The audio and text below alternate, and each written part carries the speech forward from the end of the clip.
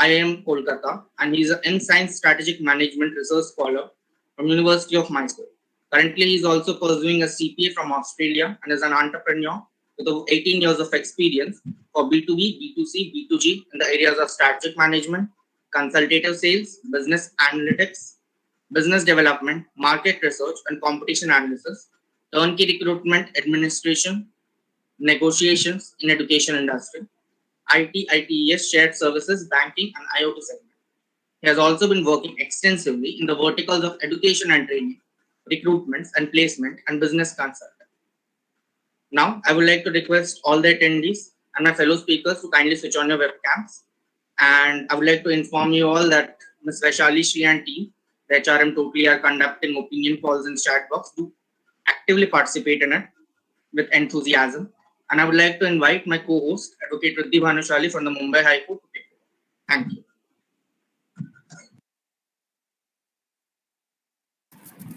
Greetings everyone, I am Advocate Riddhi Bhanushali, a practicing attorney at Mumbai High Court and enrolled with the Bar Council for the state of Maharashtra and Goa. I am Shravan's co-host for Conference 3.1.3 and the Chief Strategic Alliance Advisor of SK Associates and Group. Even throughout my career as a lawyer, my favorite question that I always ask such founder is, are you sure that you realize how your startup will contribute to the world by making a difference? Since you shall have to guide and direct your board of directors, employees, head of departments, and related teams in human resources, finance, marketing, research and development, compliance related issues, and even technical development. So you need to know the impact being created by your innovative business model to speak of how you and your startup contribute to the society. That's what is the major role of any startup in any industry. However, today we shall know more of this subject from our esteemed guests who have been expertise and practice in entrepreneurship as entrepreneurs, businessmen, and consultants themselves. Now, I would like to request all the guests and attendees to kindly switch on your webcams during the conference. I would also like to inform all of you that the HRM is conducting polls in the chat box throughout the session. Kindly participate in them actively. Now, I would like to invite Mr. Vipin Saini, founder and CEO of Basai, to commence his speech. Thank you very much, Riddhi. Thanks to the organizer, Shravan, and my fellow speakers, Ms. Kadri, Dr. Pawa, and Mr. Satyan across. Thank you very much. Ladies and gentlemen, we're going to talk about entrepreneurship, and Shravan has already given a brief background. I currently had the Biological Agri Solutions Association of India, been associated with a couple of other industry associations. And I'd like to give you an insight on the basis of regulatory affairs. Every startup has got a new idea, they've got the new thoughts, they have everything going on in their R&D section, marketing section, but one very important thing they tend to neglect or forget is regulatory compliance. And this, when it happens after all the hard work that they have done, comes up as a jolt to them and to the whole business, and the business comes to a standstill. So just giving an example, this goes along every phase of sphere wherever entrepreneurship is required or is being thought upon on a startup, on anything. But I'll give you a couple of examples regarding agriculture or agrochemicals in this regard. Just to give you an insight, 7 government ministries, 15 legislations, 5 regulators, and 3 ongoing consultations. Isn't that exciting? Isn't that enormous? Isn't that painstakingly difficult to understand for a new startup, for a new entrepreneur thinking about going into for regulatory compliance in his field of entrepreneurship? Now the question comes, what are regulatory affairs?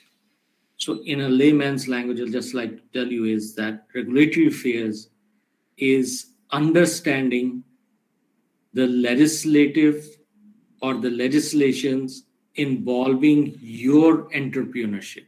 If you are working on drugs and cosmetics, you are working on veterinary products or pesticides or biostimulants or fertilizers, biofertilizers, specialty chemicals, all these things are governed under some legislation or the other. Now it becomes very difficult for an SME, an MSME, or a startup, or a new person who has got himself involved. Even though they may have technical scientific backgrounds, but they may not be able to cope up with all the regulatory challenges that come with the hard work on R&D and marketing or commercial terms that they come across. Now, I'll just give you an example that if you talk about agrochemicals, then you have got basically two legislations to look across. The Insecticides Act 1968, which comes on for pesticides and plant growth regulators and biopesticides. Then you have got the Fertilizer Control Act 1985, which has fertilizers, biofertilizers, nutrients, and now recently they have included biostimulants, which was a totally unregulated field. Now, the example on biostimulants, why I'm trying to stress upon is that normally, and there were 90% of the players in this biostimulants who are belonging to the SME and the MSME sectors. I've also coming across a lot of startups who have got questions that, see, we don't have that kind of money for regulatory compliance. Now, what do we do? Now we're stuck. We've already invested so much and all. So all those challenges come across, and that is one field as a regulatory affairs specialist that I can encourage anybody with a technical scientific background, with a legal background, who can take up such kind of opportunity, such kind of an entrepreneurship program of consultancy into services. This is basically providing services to a mass number of category of entrepreneurs, small, big, even big. These guys have, especially if you talk about SMEs and MSMEs, they don't have that kind of money to go around of having their own regulatory affairs specialist who could guide them on various regulatory norms. So this is one area where I believe most of the people wanting to venture into entrepreneurship of their own do not have got the time or the patience or the expertise to go into regulatory compliance, especially even when the system is totally simple. Most of the things have gone online. So people are looking at people who can help them out at a reasonable cost. And data generation is always done by the entrepreneur himself, but they can work around, try to go into policy details, try to resolve the issues with the regulators on talking some kind of policy amends to them that, okay, so as to accommodate the entrepreneur for a short time basis, so that by that time he can take across things. Now, this is one very important thing that I feel that needs and people are looking at for services. Every sphere of an entrepreneur wanting to come into has got a regulatory compliance. It may be involving your legal metrology, whatever has to be on the labels. Now you've got the QR codes, you've got the barcodes, how to get upon it, what is to be written, what is not to be written, what you can go voluntarily, what you can't even do, those kind of things. And then obviously regulatory affairs is also an important sphere where the inputs of a regulatory affairs professional is required both at the R&D stage and the marketing stage. This involves the central government as well as the state government officials who need to be tackled or of whom they need to meet up daily for various approvals in this regard. Now, one may argue that it's probably not that kind of a job I'm looking at. Entrepreneurship, it doesn't matter that much. Regulatory affairs will tackle it somehow. But interestingly, a large number of youngsters who may or may not be from the same background that you're looking at to work as a regulatory specialist, but the very interest of those youngsters going into full on into understanding the regulatory compliance of that particular product segment is very, very rewarding, I'll say. It takes some time. It takes a lot of time in your trying to understand, and you also need to further gather up or consult other consultants, other senior guys, and things like that. But the key to it is to keep on educating yourself, and this goes on for every entrepreneur. The key is to continuous learning in the whole issue of regulatory affairs, which involves the R&D, the do's and don'ts, and the marketing do's and don'ts, and your administrative do's and don'ts, and whatever you want to call it upon. I've been a consultant ever since the beginning, the mid-beginning of my career. At that point of time, I was 36 years old when I came into consultancy. I was probably the youngest one who wanted to do technical consultancy.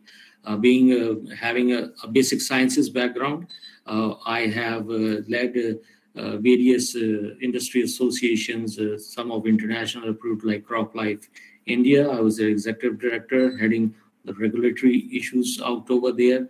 And I can tell you it is very challenging, and it is very rewarding, and it's very wanting to keep in this profession. You need to keep up abreast of information, which keeps it whole interesting. You don't go stagnant. It is a continuous process to take on this kind of entrepreneurship. And any entrepreneur wanting to do any kind of thing needs to understand more or less where to get these guys or how to get these guys. And the primary sectors, if you see, are pharma, drugs and pharma cosmetics, veterinary drugs, and obviously agrochemicals. Now, recently there is a thing going on, and I'm sure that there was a jolt to the whole industry when the biostimulants got legislated under the Fertilizer Control Act 1985 recently on 23rd Feb 2021, is the chemical safety and management rules that is coming across within the Environmental Act. Now, once that thing comes across, each and every chemical, and you cannot even quote a number of the kind and the type of chemicals involved in our day-to-day life, which will be regulated. And they're going to be regulated very stringently, and the whole industry is going to club into having some kind of collaborations that we can join together and do something on this and that. So this is going to be very challenging. And this particular rule under the Environmental Act is actually what you can classify as the Indian REACH requirement. So anyone who is knowing about the REACH European Union REACH legislation can very well understand the kind of challenges they're going to be. Now, under the Insecticides Act, the whole system is online, even for Me Too kind of registrations, which are common formulations being sold across in the country. The requirements are barely simple. All the person has to do, entrepreneur probably has to do, is have his own factory, and he has to have his own Aadhaar card, and his company needs to be registered. He'll give the necessary administrative documents to legally qualify for a registration, and fair enough. Bingo, there you go. But how to do this thing? Where to look into, which website to go into. And there are people who are very frequently, and all the entrepreneur has to say that, see, I want to manufacture these 5 kind of pesticides. You just get me the registration, and it's online. Everything is done directly in the name of the company or the entrepreneur. So that's fair enough. But it gives an opportunity to somebody who wants to look into the very fact that, yes, they can provide these services. There is a huge lacuna, huge understanding. Recently, I have been in talks with a lot of SME and MSME industry associations, wherein they do a perfect job. I tell you, they've got a perfect liaising technique. They've got the right PRs going across, but there's only one thing that they lack.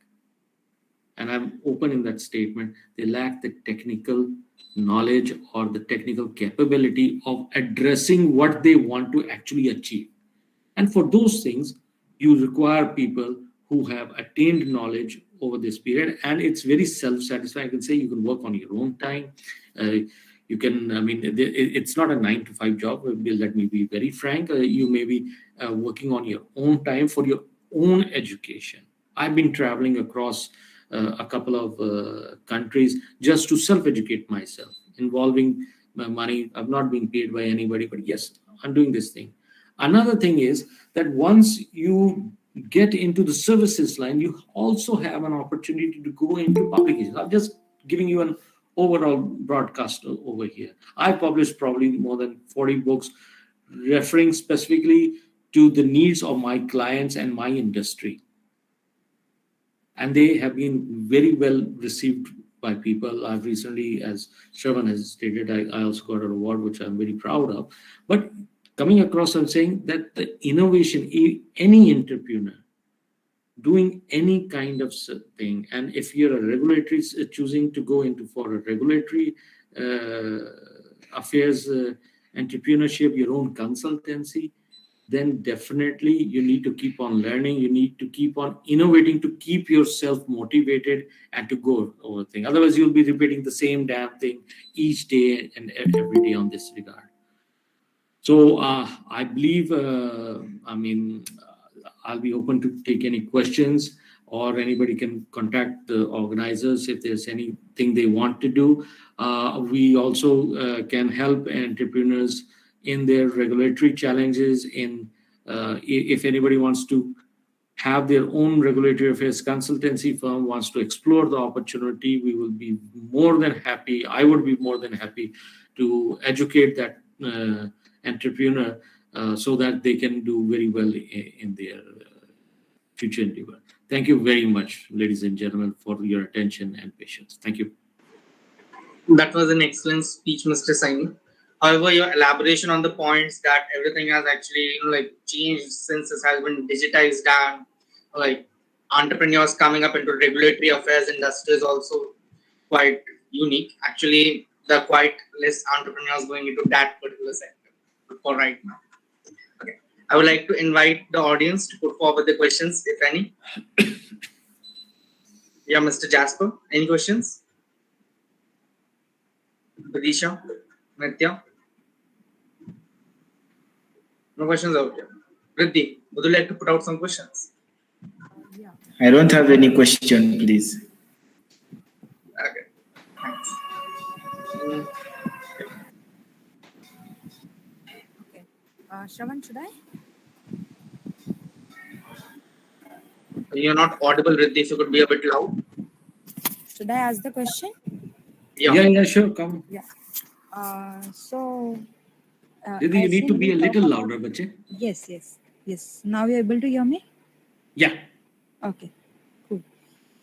So my question was that entrepreneurship and innovation, if both together combined, it is not a question, but it is an idea that if entrepreneurship and innovation is being together combined, it can make wonders.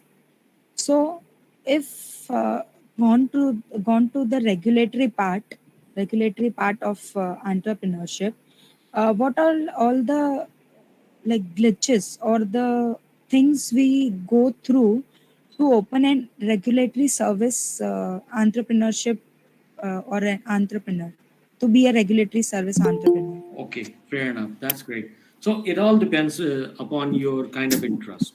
Okay, suppose you have an inclination, like you're an advocate. I'll give you an example. Okay. Yeah. I have done my LLM. I like to be clear. I'm not an LLM, not an LLB. Okay. So the difference is that I have been dealing into regulatory affairs amendments of legislation since the beginning of my career. I've been involved in various issues, and therefore, as a regulatory policy expert, there is a program known as LLM Professional. Yeah, Jasper will just come to you. So there's an LLL professional, which I did for intellectual property. Intellectual property nowadays is growing across, right? Now, that course is also for non-lawyers, non-LLB lawyers. I cannot practice in a court of law, but I can practice techno-legal issues, which I guide advocates like you on various cases that you may have in the same field. Okay. So if you gain an expertise, like you're an advocate, okay. Now, giving you an example that there are very, very few lawyers, advocates who are involved in in providing their services in violations with respect to the FSSI Insecticides Act or so, right? There are very few. Because why? Because they have actually developed a niche market out over there for them. So they've carved their own that thing. So if you are interested, suppose in drugs and cosmetics, and you have read the Drugs and Cosmetics Act, or you have gone into IP, then you have got your designs, then you've got your copyright, and then you've got your trademark, right? So whatever field you're comfortable in, that is what you need to offer. That is where the segment is. It will take some time. The requirement for opening up a consultancy firm, that's a very, very bright question that you have placed across. I've already chalked it down. I started way back in 2002. At that point of time, there was this service tax, okay?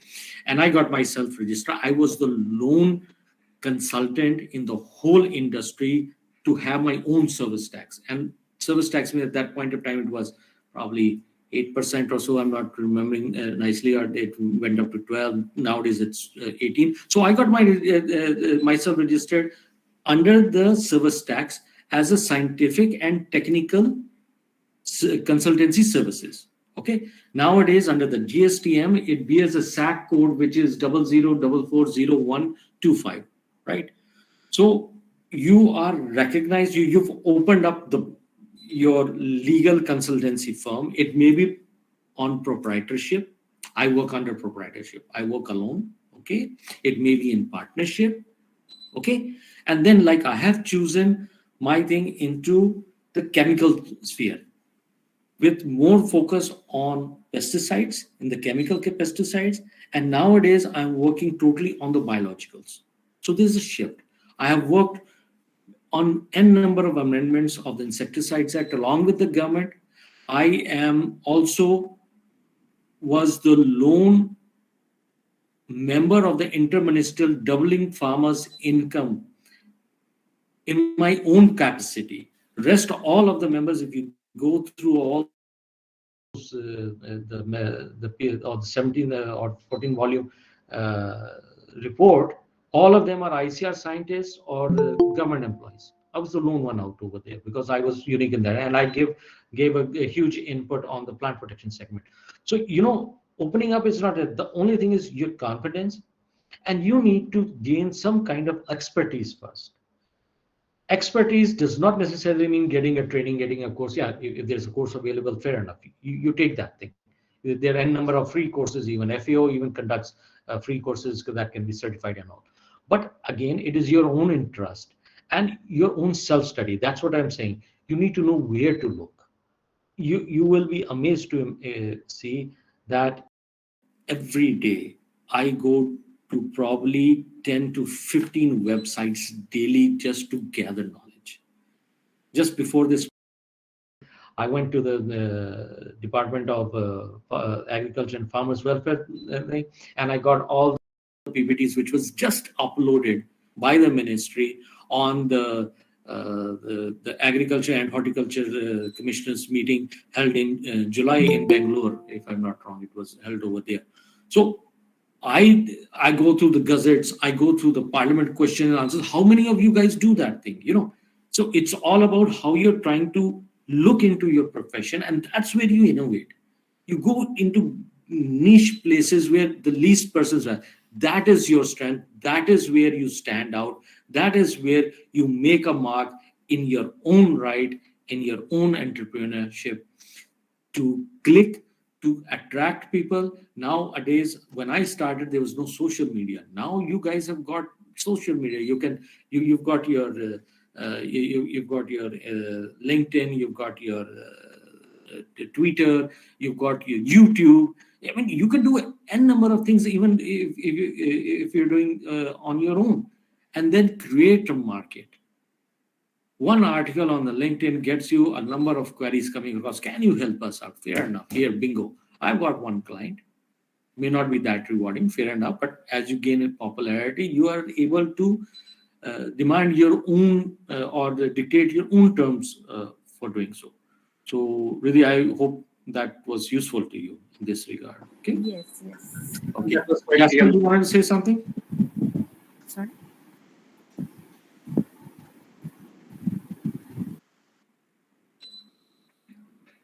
Yeah, thank you so much for the opportunity.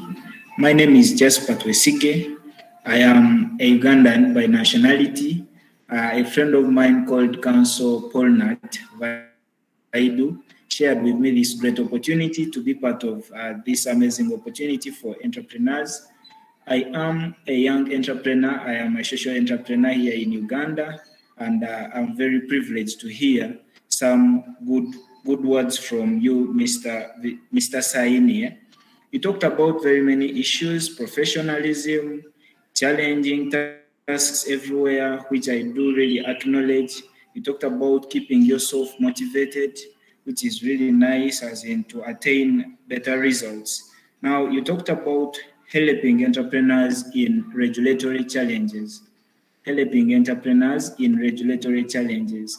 Now, kindly, now for us, okay, for me personally, because I realized I'm the only person who is maybe from Uganda, as in now for us who are international, how can you kindly, I'm a law student, I'm seeing powerful lawyers like this, the co-host, as in, how can you help us, as in share with us that knowledge to effect amendments and to effect those regulatory challenges, as in to overcome those regulatory challenges. Honestly, now for us in some of these countries, we face a lot of regulatory challenges. Kindly, those were, I just wanted to ask that. Yeah. So Jasper, see, this was one point I probably missed out during Ridhi's query also. See, when we talk about regulatory affairs, we also deal with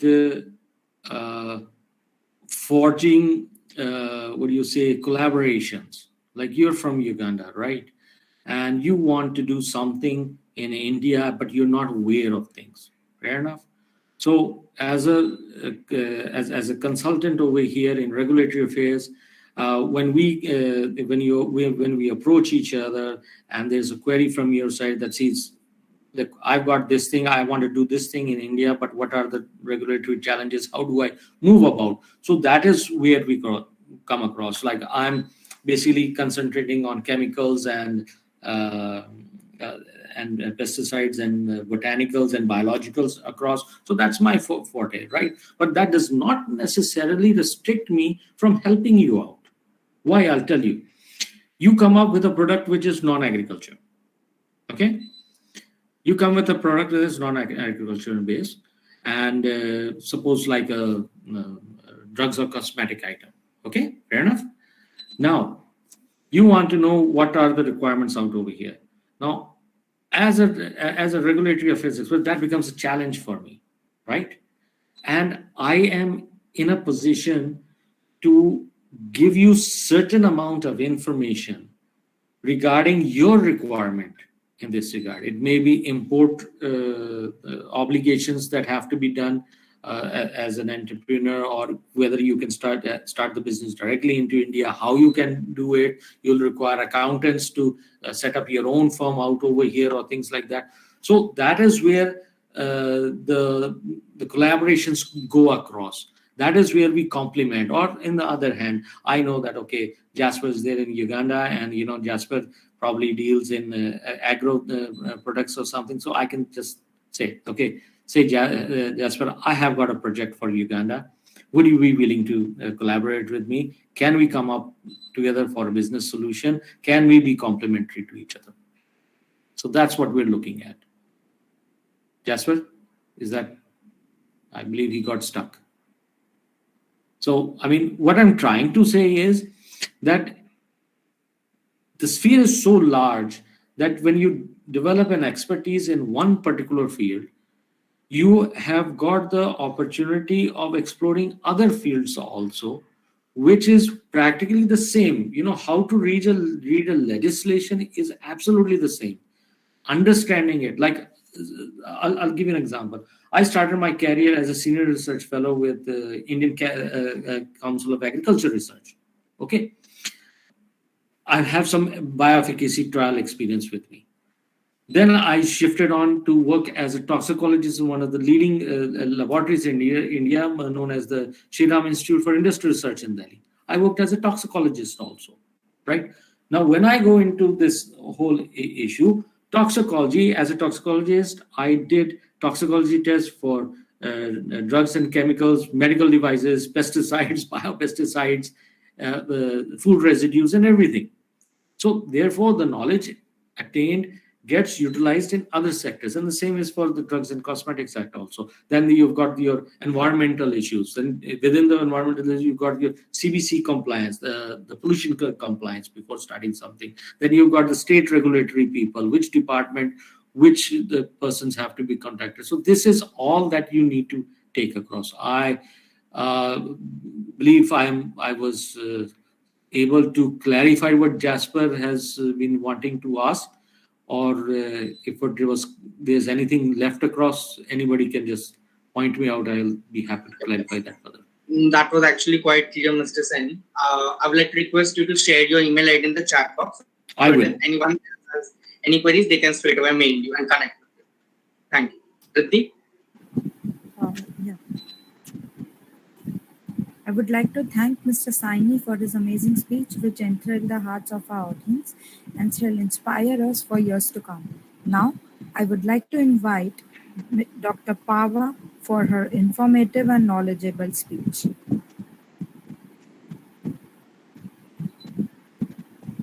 Hi, good evening, everybody. Riddhi, I'll try to make it informative and knowledgeable, so no pressure on me, yeah? So, so glad to see all of you. Seniji, I really enjoyed listening to it. So I just emerged from an SOCHAM event, and I think, yes, regulation is complex. It requires a lot of thoroughness, like you're saying, but we can't live without it. So obviously it should not be an afterthought. You just nailed it. That provides an opportunity to us to earn some money. Yeah, so it can't be an afterthought. So thanks. So what I'm hearing from all of you, and what I'm kind of gathering, the sentiment of the group is entrepreneurship obviously is the theme. I'm a development sector person, sustainable development. If you were to put me in a box, so I'm a social impact person, so to say. And last 20 years, I've engaged with the sustainable development landscape. Yes, with my subject specialization, which is in nutrition and health. I have a doctorate there, and management and education, but also working with different stakeholders. So let me try to put this entrepreneurship theme and innovation theme. I think, Shravan, you were so excited about innovation. So let me try and address these two things and the opportunities in between, right? So what I think I'll do today is, and a disclaimer, since I use the word social impact, my bias and my hope would be that I can nudge some of you to think about entrepreneurship in the social impact domain. So if I can convert some of you to become social entrepreneurs or think about it, I think that is what I am looking from the session, right? So what I'm going to do is I have culled a couple of some slides make the discussion structured and also kind of timely, I'm going to share my screen. Let me know if you can see a question on your screen. Can you guys see my screen? Yes. Great. So this is the question in front of you, and I will try to oscillate between this. So anybody, and please do use the chat feature. So if you have an answer, I mean, this is a very, very famous kind of quote from in the social entrepreneurship realm, and actually it's a quote. So anybody would like to answer this? What do you think is the best way to become a billionaire? Any question, any thoughts? And I'm looking at the chat, so you can put it there, and you can also put it as an afterthought. But since we have to watch time, I am going to give you the answer, which is, do you agree? So if you help 1 billion people on $1 per person, well, you are on your path to becoming a billionaire. And why I'm kind of putting this across is that I want to make a point for the value in social entrepreneurship. And what you see, apart from my development sector professional positions that was mentioned in my introduction, I've reflected on last 20 years of the projects that I have led personally, and I've kind of looked at them from a mindset which I call a missed opportunities cognizant mindset, and which is basically my book. On the left hand side, what you see is the cover of my book, that brings on case studies on this innovative entrepreneurial design thinking exercises, all in the social impact landscape. So social entrepreneurship has been like an enigma. It is an evolving concept, and obviously the and it has been kind of discussed. There have been papers about it. It has been called a contested. I was very intrigued to study a paper from TIS that calls it essentially contested concept. So I've just put in some kind of discourses around it. Social entrepreneurship, although has been kind of around for decades, but I think one of the landmark years was 2003, when a group of NGO heads were invited, and this was the first ever social entrepreneurs session in the World Economic Forum in Davos that happens, right? And so really, this social enterprises, is kind of emerging as the fourth sector. So there is a business, there is a not-for-profit, there is a government. These are if you were to kind of put them in a traditional bucket. Then the fourth sector is really, which is at the intersection of this non-profit and for-profit sectors. Obviously, they, like non-profits, their primary purpose is to advance social good, or in other words, to deal with some aspect of social impact. And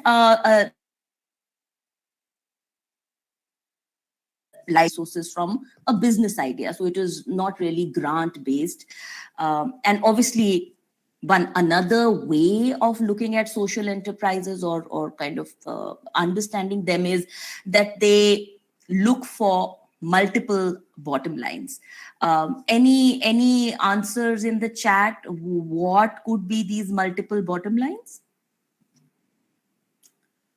Should I look at the chat?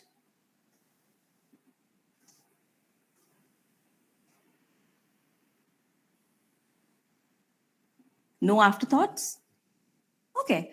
So basically, when we talk about social enterprises, what basically we say is the 3 Ps: the people, profit, obviously, well, profit, people, and the planet. So this is basically social, financial, and environmental return. Many of you would have heard the ESG discourse that is becoming really, that is getting a lot of traction now. So this is where basically the social enterprises lie. This is a very informative paper that I was reading, and CII has come up with this categorization in India. Although the definition, legal standing of a social enterprise varies, there are global variations, and you all are lawyers, so I will not kind of get into the legalities. But in India, right now, the definition is still kind of evolving, so the social enterprise could have could take a lot of forms. It could be an NGO, it could be a single proprietorship, and various shapes and forms. So it is still not really the legal standpoint of a social enterprise in India still has a lot of moving parts, and this is a good paper to kind of see what kind of legal standing can my organization have to qualify that as a social enterprise. Another way to kind of look at understanding what a social enterprise would mean or could mean is, and I've put it very simplistically, I'm sure you all must have heard about SDGs, Sustainable Development Goals. India is a signatory to it, and we have to achieve these by 2030. There are 17 goals. I'm not asking questions because you guys are not responding, so I'll just go through. But in between, there is an activity that we all have to do. So I'm not nudging you along before that. So these, so one way of understanding, social enterprises is that, and this might be too simplistic, but the enterprises that really address an SDG, and SDGs have targets and indicators, any aspect of these 17 SDGs, essentially 16, in terms of a business model.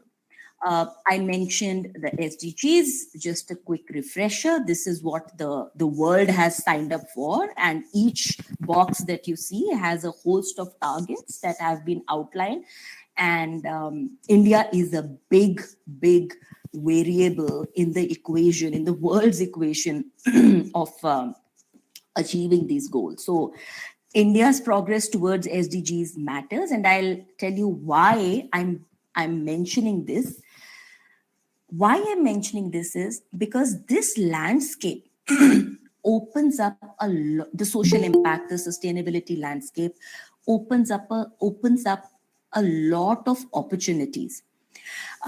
This interesting report, I think it came out in last year, March, I think. And there was it is very quick. It's a 2-3 pager, very quick summary on social startups in India.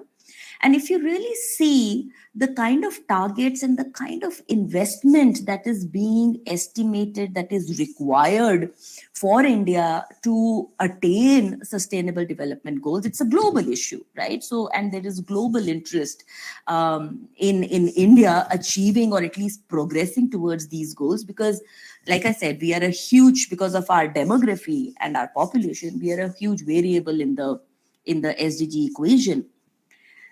In the last decade, 584 profit social enterprises, and you see the amount of capital that has been raised. So these are a few kind of indicators to impress upon the point the environment that is conducive, and these facts and figures point towards that, to be able to be it's a good time to look at social impact space from an entrepreneurial mindset. There's a lot of conducivity in the environment.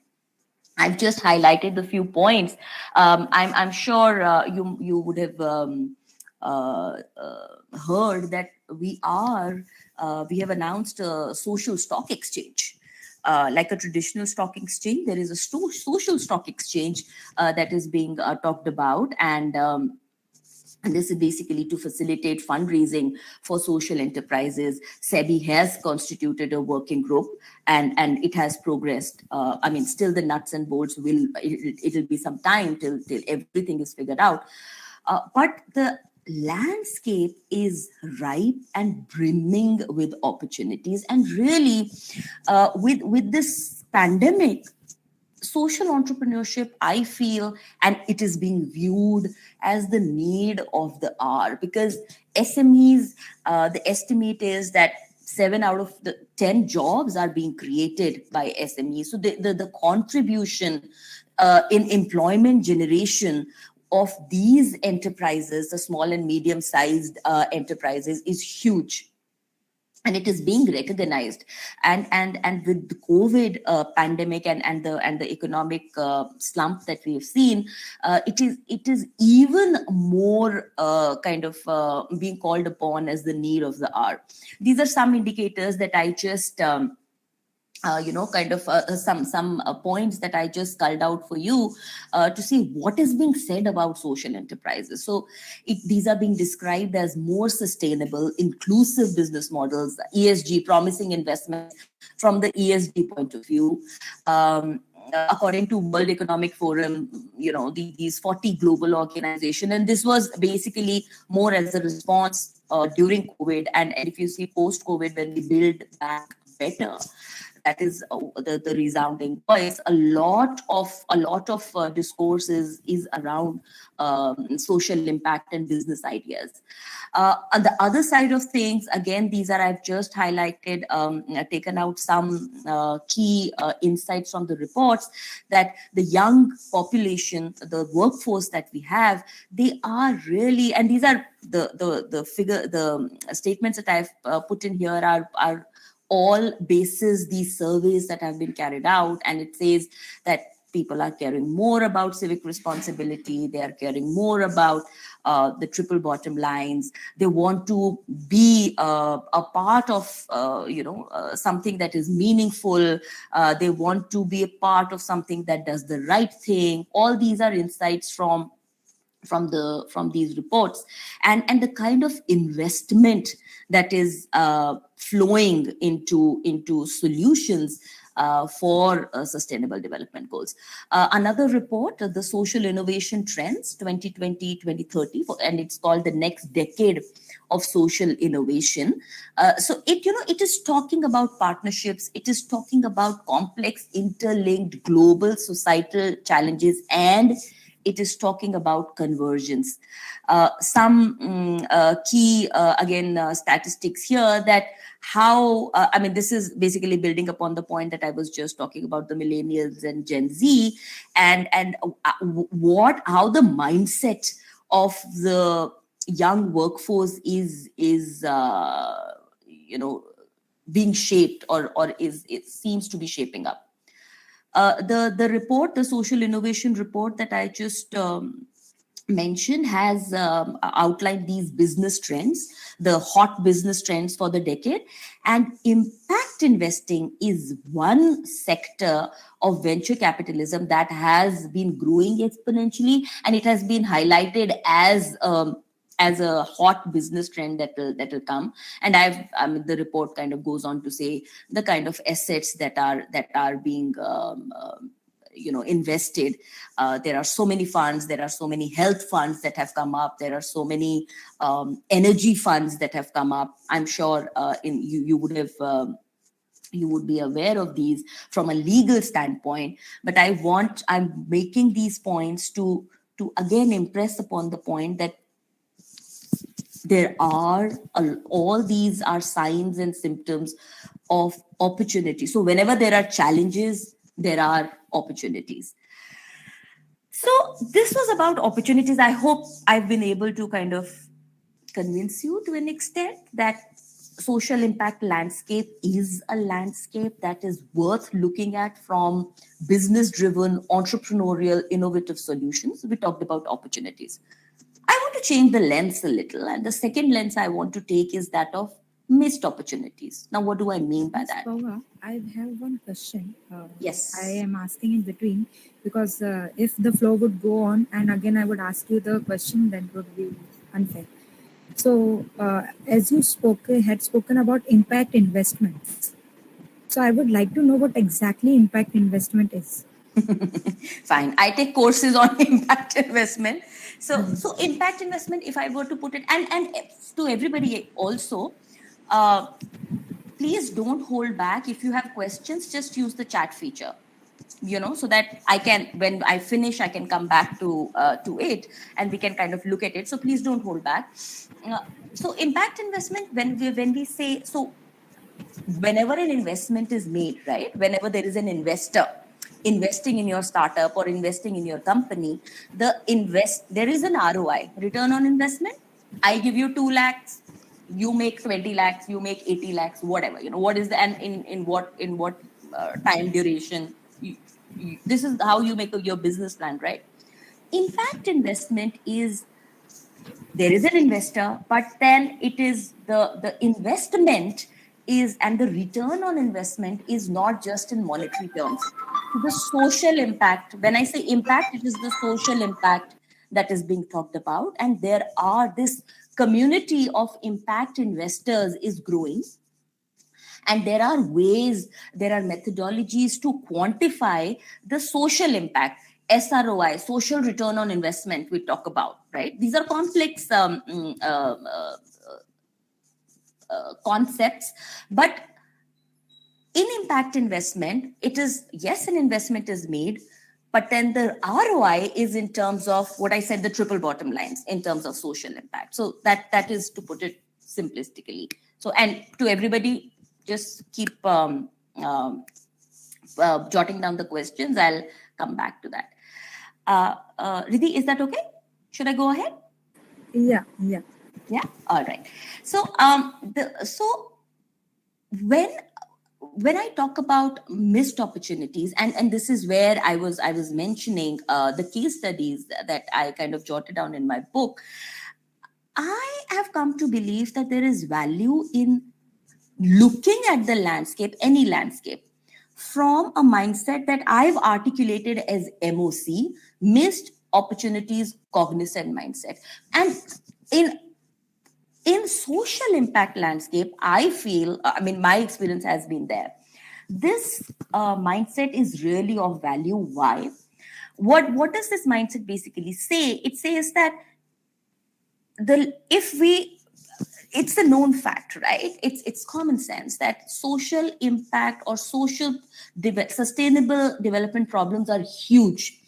No one stakeholder, no one person, no one body can kind of tackle it fully. While you are tackling whatever you are tackling, right? What product you're making, what service you're making. But if you're cognizant while focusing on your fact, on your service, that the landscape is huge. I might be working on this one goal number 1 box of SDG, which is poverty, but then the landscape has 16 other boxes. So how when my initiative or my program is mature enough, how I can leverage, how I can use it, how I can layer it, how I can make cumulative investments to address the other boxes without diluting my mission.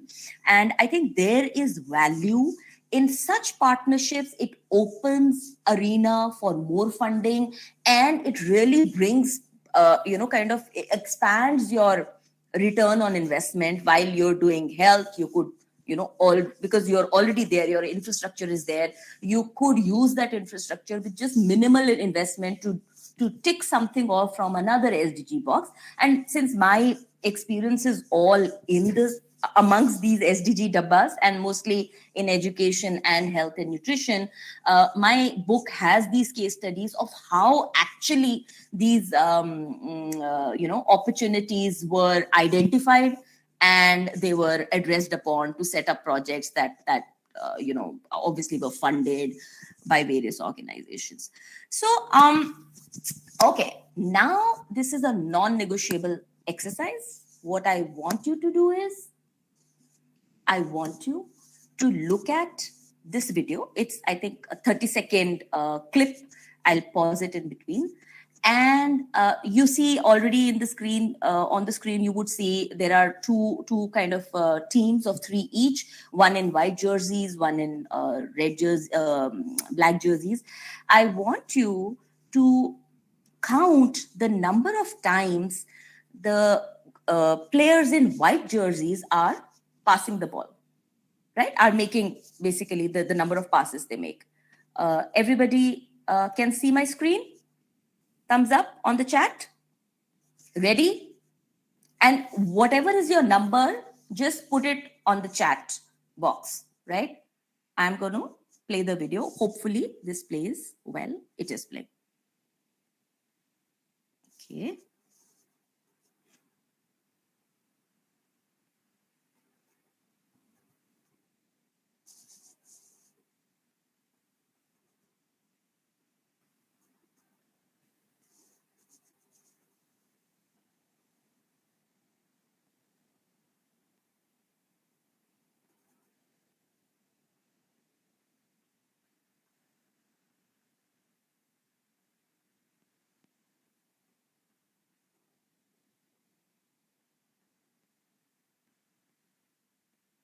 All right. Can we have some answers? Let me change my view and see if you guys...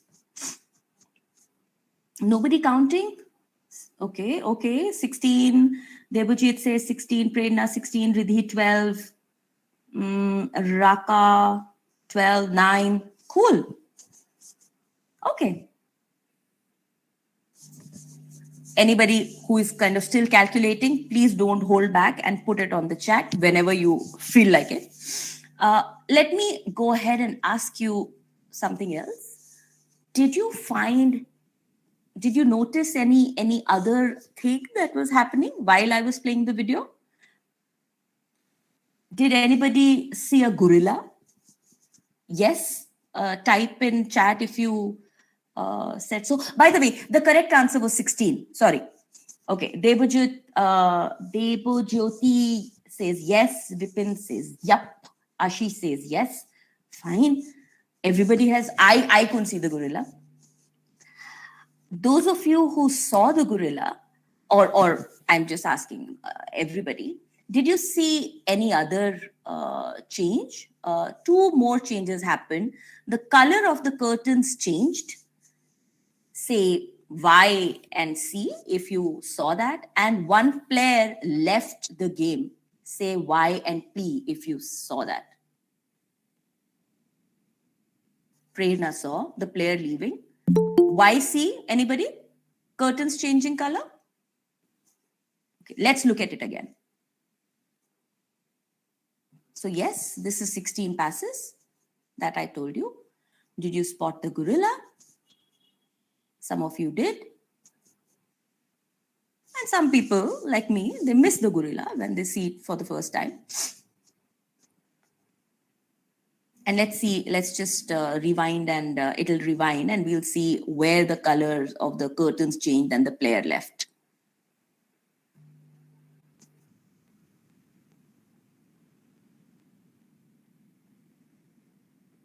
So the curtains are red. Mr. Gorilla comes, player leaves. The color changes to golden. Yeah?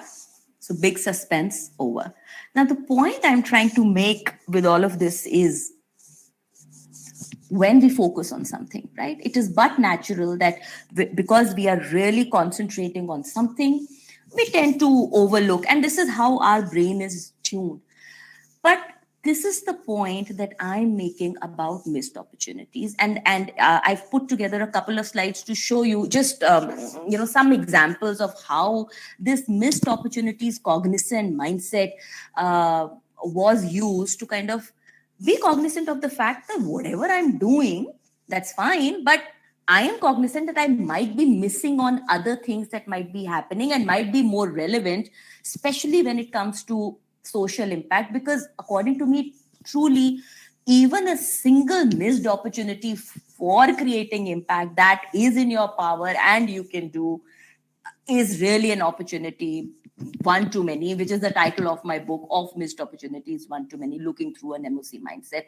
And for budding entrepreneurs, I think these opportunities are critical because this is where the innovations come from.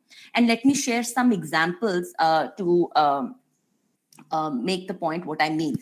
The slides that you will see are basically to put forth the concept of usage of MOC mindset. Excuse me, Dr.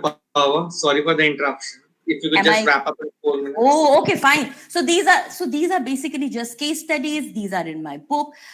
This was can I take 2 minutes to wrap up? I'm sorry, I should have watched time and asked for time. Can I take 2 minutes to wrap up? Yes? No? I can't see you or hear you.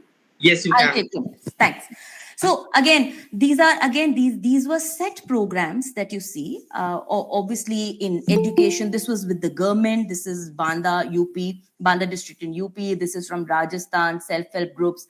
So these programs were running. They were geared towards a particular objective, and the MOC mindset was used here to kind of layer these programs with additional, but a fraction of a cost, but doing these design innovations to basically getting these these innovations, so that these collaborations and partnerships can accentuate the social impact. So these are cost effective, these are high ROI. Obviously they brought together collaborations and partnerships. And if you ask me, really, in post pandemic era, MOC mindset is much more relevant than now. And I'd like to finish with this quote from this gentleman whom I really respect, Mohammed Yunus, who says, all humans are born entrepreneurs. So my wish is that we look at entrepreneurship, we look at innovations and kind of demystify them. When we look at a problem, we say, fine, let's find a solution. If something is being done, how can we do more? How can we do better? And why I'm bringing these dimensions to you is because these are the dimensions where you can look at entrepreneurial ideas and attitudes. So with that, I hope I've been able to convert some of you to maybe know a little more about social entrepreneurship and social impact. I'll leave my contact details here, and very happy to connect and get it. That was actually a great speech and a presentation on social entrepreneurship, Dr. Pava. I should really appreciate it, as well as the activity of the video. That was really impressive. I'm taken back. But again, we have a time foundation here, so I would like to request you to share your email ID and contact details. Anyone interested in putting more questions can directly connect. Thank you. Now I would like to request Riddhi. Shravan, one small question. Okay. Riddhi, you could invite, please. Okay, fine. Put it in the chat if you have a burning question. Answering Gaurav, I'll answer you also. So don't hold back. Chat. Okay. Yeah. So I would like to thank Ms. Dr. Pauha for her informative and knowledgeable speech. Now I would like to invite Mr. Kishan Satyan, a managing partner of Dolphin Learning Solutions, to commence his speech. Thank you, Riddhi. In fact, after listening to Mr. Vipin and Smriti Pava, I'm keeping my in terms of thoughts very short, because it's quite an interesting platform, and more conversations and question and answers is something which we would be able to explain better actually for the people actually who are looking in terms of the segment.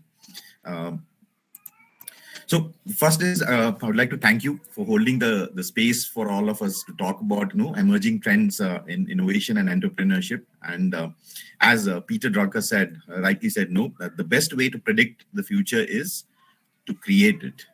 And I believe that anyone who strives to create harmony in the society and creatively expresses their desire to uplift the society or a community is an entrepreneur. And according to me, the trends, when we talk about actually, trends emerge when an individual or a group of people come together, to create a solution for the society's challenges or problems. We're using various fields as a Venn diagram. A Venn diagram is an illustration that uses circles to show the relationships among certain group of things. One of the best example for this is very evident in the agricultural industry, and something which later part of it, which Vipin could add on some more notes on this. So if to give another example, like a group of software engineers using technology basically to develop agricultural produce, they have created various apps for the soil testing, identifying the healthy seeds, timer-based water system, nutritional level of the soil to create an idealistic environment for the growth of the plants. Similarly, if we look in terms of at the fashion industry or maybe the clothing industry, where we are now looking at clothes being redesigned, keeping in mind the plus size category to extra small sizes, something which we can relate with it. And we are also now moving towards hemp, banana, bamboo, etc. I mean, based fiber clothes, which are far more sustainable and eco-friendly as well. So these are some areas where different things, how things are changing and moving ahead as well. Similarly, if we look in terms of in the education industry as well, we moved beyond typical book and a pen concept, to digital reading, materials, hands-on project-based and experiential learning. So we have created Think Labs to help create future entrepreneurs. Now, at the same time, if we look in terms of it, the latest thing which happened in when the new education policy got came in, and with the new education policy bringing in a holistic integration of arts, culture, science, math, and languages as an integrated course, along with vocational subjects, are paving the way for harmonious learning rather than previous divided streams-based learnings. For example, if I need to put it actually, a 12th level art student would not have been able to do a science-based or a stream degree. However, now going forward, the student has a lot more freedom to pick and choose in any and all of these subjects from various streams, and then combine them and study as per their passion. So concluding some of my thoughts in terms of, I personally feel that we as human beings, as long as we are constantly thinking and ideating and expressing our creativity through this Venn diagram system, the society as a whole will progress with each and every emerging trend. With that, I would like to conclude my thoughts, and thank you all. Open to any questions in terms of it, because as the forum, I know we each individual come through different segments. I know we could something which we can, what we have gone through in our journey, which we can relate and speak more on that. But happy to take questions and answer. Actually, I had a question for you. Seeing your profile and your continuous entrepreneurial experiences, especially in the education management sector and the tech sector, the most famous and popular issue faced by entrepreneurs in your industry, at the edtech industry in particular, is sales. What would be your suggestion about it? Like, sales in the edtech industry especially began after a long gap of years. What's your opinion on it? I think if you get in touch with most of the people and ask them question in terms of it, what is the kind of profession you would choose actually, they would say maybe finance to business or multiple other things. I have come across very few people actually who says I would want to get into sales or a business development. Though sales, something, if you look in terms of it in a regular journey, every single person actually whether you as a student actually, when you're applying for an internship, sitting over there, you are talking and branding, you're creating like a brand about your own self, you're talking about yourself. It is a kind of, again, marketing or a sale of which is you're trying to do it with the employer. Similarly, so initially when I started long back, being from a finance background, my journey was with the banking segment, and close to working for 5 years, something more into operations to analytics in a banking segment. I said, this is something which different I want to do it. Would not want to get just stuck with one segment of a thing. I took a complete change from there to moving into completely into sales, to a business development, or maybe later consultative sales, to advisory and consulting. And the journey has, I wouldn't say it has been always smooth, but there has always been an ups and downs, a lot of learnings, which gave in terms of today what the experience which is all we can showcase today is through those are like basis all the learnings which we have gone through in our journey as well. I hope that I was able to answer. Yep. Based on your experience, what is the average time for a startup to initiate sales in your industry in certain particular? Well, it's not one answer. It could be no, because it again depends on each and every segment. Segment, it will vary on what kind of a product or a domain you're out of it. So it takes no. I don't have a specific actually in case. I mean, I don't have an answer. Average, what average timeline, like 1 to 3 years, 5 years, 7 years. Maybe again depending on the market which you have been there, how much your research you have done it. And there's one point actually which I would like to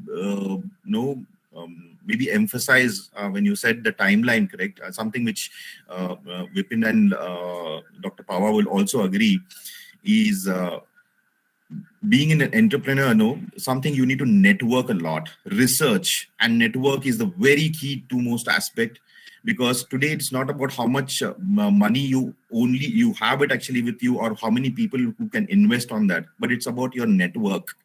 Your network is a net worth, is what they say actually. And it truly matters, because if I need to give an example of the timeline, maybe all those years I have worked together in terms of with various segments and clients, and the kind of relationship I have built with them, not from a perspective of sales, but those relationships have today brought in terms of fruits, I would say it. Where when I went back actually in terms of saying it, I got back into my own consulting and training or different kind of segment and works when I'm doing it. Lot of people came in terms of ahead in terms of who wanted to collaborate and do things, and collaboration is another important aspect, correct? Today I cannot say that I'm kind of an expert myself in this field and I can do alone everything and everyone. So you need to collaborate with people. You need to bring in different expertise of people along with you in your journey, and collaboration is the key. So sometimes it could be, depending on, it could take somewhere 3 months to a year, but yeah, timeline cannot be defined actually with specifically from the day when I will start earning. You have to be prepared actually, to let go of something with not having a timeline actually with you. You have to be prepared. Satyan, I believe I do agree with you, networking. And Shravan, to answer your question, hitting off as a startup and all is all not just about luck, but it's also about timing. So today, like Satyan gave a very good example that, there are a lot of IT guys going into developing softwares for testing soil health and all other that kind of thing. Today, if somebody wants to move into drones is the latest fab going across in every field, agriculture, security, whatever you want to name it. So it's all about timing also. And definitely, I do agree with Satyan that, networking is there, and every person wanting to develop their own business need to be open to ideas, need to be just listening to other people, wanting to contact them. They may not bring in revenue today, but I can assure you, over a long run, you must have learned something which must have been invaluable in that point. A couple of bucks would not have made that kind of difference in your understanding and your learning. Thanks, Satyan. It was a wonderful presentation. Thank you very much. Very enriching. Thank you. Actually, Mr. Satyan, I have a question. Major concerns student entrepreneurs have in the beginning startups. That's the reason of it. Ritik, you can go forward with the question. Yeah. So, Mr. Satyan, as you said, collaborations help us a lot. So, is it necessary to collaborate with a bigger brand? For example, there are 2 brands, and one has just started, and one has a name and good name and fame. So, is it necessary to collaborate with the entrepreneurship who has a good name and fame in order to get yourself a good name? Um, Amazing, great question. In fact, I wouldn't say that actually. You need to collaborate with only the big and the famous brand alone. Sometimes, we today's in our market, the way things are look in terms of it.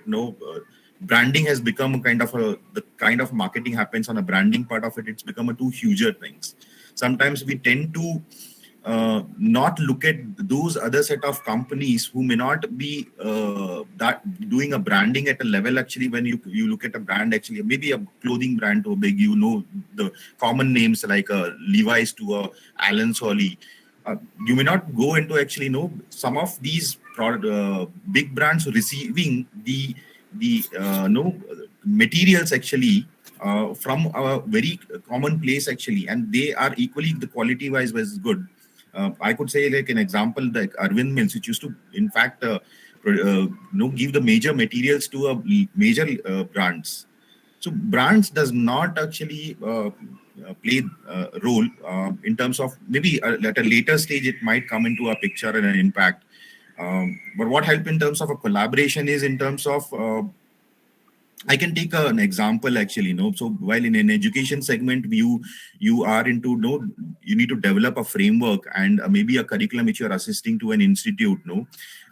I might have an idea, and that alone idea is not good enough. You need to bring in people actually from advisories, basically in terms of how does the policy will work in terms of the regulatories or policies which will be affecting in terms of a particular idea shaping up into putting into a position. So you would need to connect with various set of people in the different industries, and maybe the more minds the better actually in terms of executing it as well. So sometimes we come up with idea which is, and we are stuck with an idea. Implementation is a major key aspect. So collaboration helps in terms of a faster implementation. So it's just not about big brands to collaborate with, but there are a lot of people's actually available in the market actually who have the subject matter expertise. And I have come across people, a chartered accountant who has worked in US for ages, and he has come down actually when he moved back to India, and he said he got back into very keen because of it. He had a passion towards an agriculture segment, and he said what I can do it is like spending time with plants was kind of it was a soothing factor, but at the same time he was able to make enough of in terms of the monetary wise as well, which in terms of helping other people's in terms of how you can grow your own vegetables in your own home gardens as well. So interesting, you come across with when you're networking and collaborating with people, very different kind of segments, people to examples you come across. So that's actually an important role in entrepreneurship, because startups do become quite better if they actually collaborate. Uber and Spotify are the biggest example. Yes. Over the market by actually surviving. So you need to basically have a passion about it and work towards it actually, and don't give up an attitude. Don't give up, and attitude also very very much matters actually over there. Keeping in terms of whatever challenges comes in terms of how you keep yourself as an calm and look at that as in terms of working towards solving it rather than getting get stuck with it actually. So that's my thought. Actually, that matters. If we actually stay in the same sector industry for a long period of time, 5 to 10 years, maybe 15 years, we might make mistakes, but we might learn from them and improvise them. So maybe not in 5 years, maybe not in 10 years, maybe in 15 years to come, we will be something that like every entrepreneur wishes to be or dreams.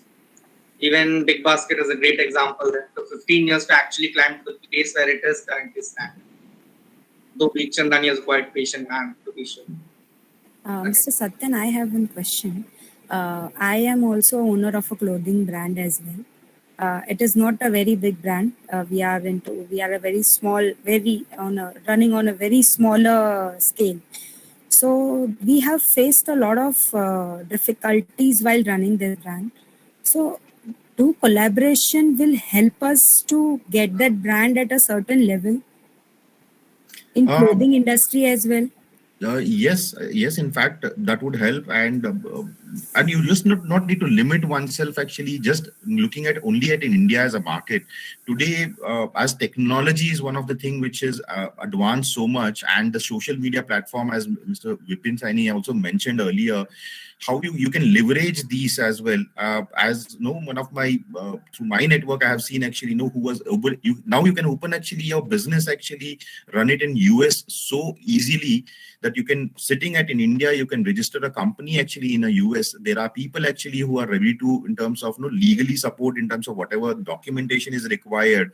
And there are very small segments of people right away from maybe producing a label pin brands actually, which they make it to clothing, to selling artifacts, handcrafted things to other countries as well. So I mean, I have seen people actually who have clothing is one of the thing. At the same time, people who are making bamboo, out of bamboo toothbrushes to you make coconut straws actually, which is getting sold not only in India market but abroad as well actually. So you would have to look in terms of be open in terms of explore, because normally what happens is we get stuck actually at a certain thing. Somebody has done something, I think that has worked for them, I would rather take the same path.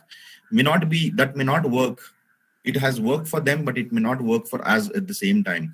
So exploring until you might fail maybe once, twice, or multiple times, but it will give you in terms of a lot of learning what not to do, and what you can do a better thing actually in terms of it. Yes, today you can actually, it can be done.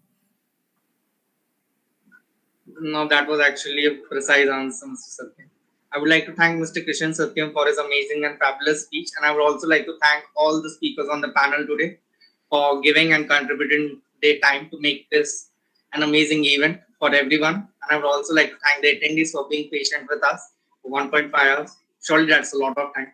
But again, we promise, stay tuned, for we shall come to tomorrow again with the second session of Conference 1.3 on emerging trends in innovative entrepreneurship. Till then, stay tuned, have fun, and have a great day.